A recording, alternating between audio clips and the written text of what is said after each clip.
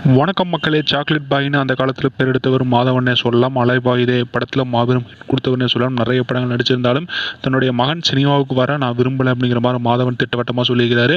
அடுத்த கட்டத்துக்கு கொண்டு போக விரும்பலை என்னுடைய மகனை. கடவுள் புண்ணியத்தில் இந்த இண்டஸ்ட்ரியில் நான் நல்ல ஒரு பெயரும் புகழும் நிறைய பணமும் சம்பாதிச்சிருக்கிறேன். அடுத்த கட்டத்திற்கு நான் போகணுங்கிற எண்ணம் என்னுடைய மகனுக்கு கிடையாது. அது மட்டும் இல்லாமல் எனக்கு என்னன்னு தெரியல, முக்கியமாக அவனுடைய பேஷனேட்டுக்கு தகுந்த மாதிரி நான் அவனுடைய லைஃப்பை விட்டுட்டேன். என்னுடைய மகன் வேதாந்த் அவனுடைய வேலையை சிறப்பாக செஞ்சு வரான்.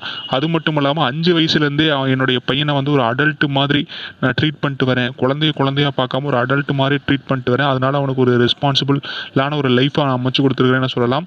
நான் நிறைய நேரங்களில் ரொம்ப ஸ்ட்ரிக்டாகவும் இருந்திருக்கிறேன். அவனுக்கு பொறுப்பு உருவாக்கி கொடுத்துருக்கிறேன்னு சொல்லலாம். இப்படி இருக்கிறது ரொம்ப மகிழ்ச்சியாக இருக்குது. என்னுடைய மகன் சினிமாவுக்கு வராது ரொம்ப மகிழ்ச்சி அப்படிங்கிற மாதிரி சொல்லிக்கிறாங்க. நம்ம சேனலுக்கு நீங்கள் புதுசாக மறக்க நம்ம சேனலை சப்ஸ்கிரைப் பண்ணிட்டு பாருங்கள். அன்டில் டாடா, பாய் பாய்.